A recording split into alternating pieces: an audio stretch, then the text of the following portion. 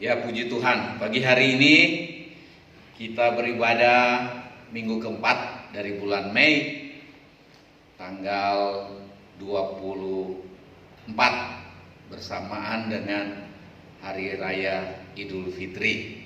Hari ini kita minggu keempat, kita sudah tetapkan untuk pakai batik buat gereja Pantekosta di Indonesia Panarukan. Tuhan memberkati seberapa yang hadir, jemaat yang hadir di rumah.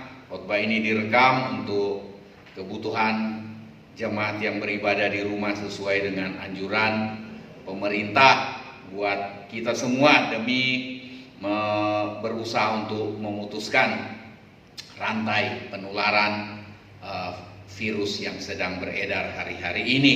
Puji Tuhan, kita ada di masa penantian untuk minggu depan hari pencurahan Roh Kudus, merayakan hari pencurahan Roh Kudus, tetapi kita tidak mempercayai bahwa pencurahan Roh Kudus hari-hari ini hanya berlaku waktu setelah kenaikan Tuhan Yesus, waktu hari Pentakosta, hari Pantekosta, menunggu sampai orang berdoa 10 hari, nanti di situ waktu dapat kepenuhan Roh Kudus. Bukan, kita seringkali kita ambil kesempatan itu untuk berdoa, tetapi bukan kita percaya seperti saya dengar orang tuduh, kalau kita percaya nanti dari doa 10 hari itu baru kita dapat Roh Kudus. Tidak, setiap saat dimanapun kita ada, ketika hati kita terbuka untuk janji Allah yang luar biasa ini, maka kita akan alami itu. Nah, puji Tuhan, pagi hari ini saya membaca di dalam, kita akan membaca di dalam kitab atau Injil Lukas pasalnya yang ke-24. Injil Lukas pasalnya yang ke-24. Vina boleh tampilkan, nanti tampilkan PowerPoint saya. Injil Lukas pasal 24, mulai ayat yang ke-46. Sebenarnya kita hanya melihat ayatnya yang ke-49, tetapi kita lihat saja ayat 46. Katanya atau kata Yesus pada murid-murid, kepada mereka, ada tertulis demikian: Mesias harus menderita dan bangkit dari antara orang mati pada hari yang ketiga, dan lagi dalam namanya, dalam nama Tuhan Yesus, berita tentang pertobatan dan pengampunan dosa harus disampaikan kepada segala bangsa mulai dari Yerusalem. Wah, luar biasa ini. Jadi berita mengenai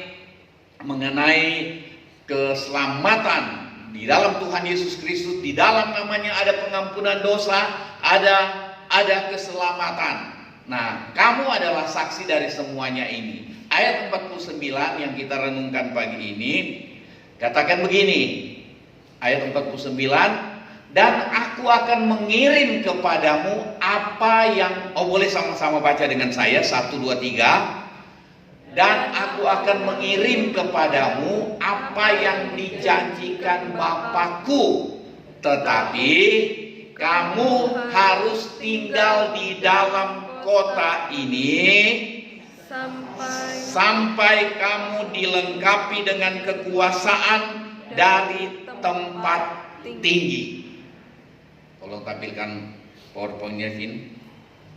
Nah, kita sudah membaca, dan yang kita renungkan pagi ini adalah dalam ayatnya yang ke-49. Dalam ayatnya yang ke-49, saya ada tampilkan ini. Ayat 49, aku akan mengirim kepadamu apa yang dijanjikan Bapa. Tetapi kamu harus tinggal di dalam kota ini sampai kamu diperlengkapi dengan kekuasaan dari tempat tinggi. Luar biasa janji Tuhan ini. Ini pernyataan Tuhan. Nah, kita lihat sebentar. Saya ada bikin catatan di bawah. Tuhan berjanji untuk memperlengkapi kita dengan hal yang kita perlukan. Amin. Tuhan berjanji untuk memperlengkapi kita dengan hal yang kita perlukan, yang kita butuhkan, bukan yang kita inginkan. Nah, kita lanjut karena ini rekaman untuk menghemat waktu. Jadi kita pagi hari ini yang kita renungkan adalah syarat untuk menerima janji Allah. Kalau janji Allah itu dia akan berikan kepada kita hal yang kita butuhkan, hal utama yang kita butuhkan, yaitu Roh Kudus menuntun kita dalam segala kebenaran, menuntun kita untuk benar mengerti firman Allah. Roh Kudus menuntun kita dan iman kita tumbuh karena mengerti firman Allah secara benar. Maka dalam iman kita bertindak dan kita alami janji Tuhan digenapi dalam hidup kita. Jadi hal utama Tuhan janjikan untuk kita terima, apalagi hal-hal yang biasa. Amin. Hal yang biasa. Tuhan Yesus bilang soal makan, minum, pakaian itu dicari, dikejar oleh bangsa-bangsa yang tidak mengenal Allah. Tapi kamu cari dahulu kerajaan Allah dan kebenarannya, maka yang lain-lain itu akan ditambahkan kepadamu. Jadi kita tidak sibuk untuk mencari hal-hal yang lain-lain itu, tetapi kita cari lebih dahulu kerajaan Allah, utamakan hubungan erat dengan Tuhan. Nah, kita lihat kembali ke syarat untuk menerima janji Allah. Jadi ada catatan begini, sebelum naik ke surga, Tuhan Yesus memberikan beberapa pernyataan atau pesan atau janji kepada murid-muridnya. Dan itu juga kepada kita semua pagi hari ini, amin. Nah, Lukas 24 ayat 49 kita sudah baca tadi. Aku akan mengirimkan kepadamu apa yang dijanjikan Bapakku. Pernyataan. Tuhan Yesus memberikan pernyataan, aku akan kirim janji untuk kamu. Janji Bapa untuk kamu. Aku akan kirim. Berarti akan datang. Akan terjadi. Janji itu digenapi. Bukan janji tinggal janji. Nah, janji digenapi, tetapi ada syaratnya. Katanya begini, tetapi ini syarat, berarti kamu harus tinggal di dalam kota ini sampai kamu diperlengkapi dengan kekuasaan dari tempat tinggi. Jadi ada syarat. Nah,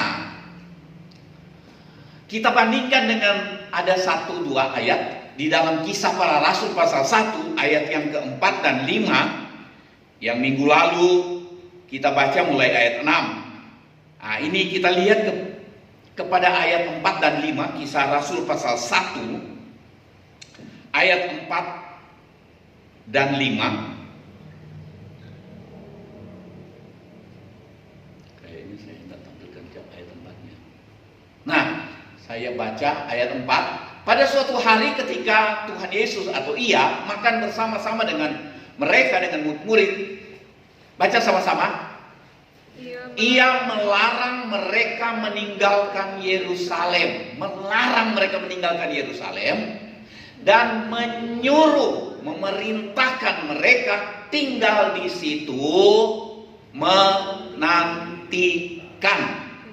janji Bapa yang demikian katanya, telah kamu dengar daripadaku, sebab Yohanes membaptis kamu dengan air, tetapi tidak lama lagi, asal kamu tunggu, asal kamu nurut syaratnya, tidak lama lagi kamu akan dibaptis dengan Roh Kudus. Penggerapan janji, ada syarat. Nah, kita lihat, kita bandingkan ini dari Lukas 24 ayat yang ke-49 dan Kisah Rasul pasal 1 ayat 4 dan 5, khususnya dalam ayat yang keempat. Kita lihat syarat itu. Nah, mari kita lihat sekarang syarat untuk menerima janji Allah. Syarat untuk menerima janji Allah. Yang pertama, mudah-mudahan kebaca di layar sana, dan jemaat yang di rumah juga bisa baca di belakang sana. Yang pertama, baca sama-sama 1, 2, 3. menanti waktunya Tuhan, menantikan waktunya Tuhan. Saya bikin catatan begini. Menantikan waktunya Tuhan artinya sama dengan menunggu saat yang Tuhan tentukan. Amin. Karena begini, Tuhan itu bertindak menurut waktunya. Waktunya Tuhan, suka-sukanya Tuhan, bukan maunya kita. Jadi kalau tunggu janji Tuhan, ikuti syarat. Syaratnya adalah kita tahu menunggu, menanti. Menanti itu perlu apa? Biasanya kesabaran. Berarti perlu iman. Ada pengharapan, tapi pengharapan dalam iman. Belum kelihatan. Tidak ada tanda-tanda untuk terjadi. Tidak ada tanda-tanda sembuh. Sampai hari ini masih sakit. Tapi saya percaya. Saya bilang Tuhan, bukan untuk supaya saya pamerkan, saya alami mujizat, tetapi dokter-dokter bilang bisa lebih 1 tahun itu sakitnya ini. Saya bilang, wih hebat, terima kasih dokter. Kok terima kasih katanya? Iya, karena sudah 3 dokter yang bilang kalau sakitnya bisa lebih dari 1 tahun.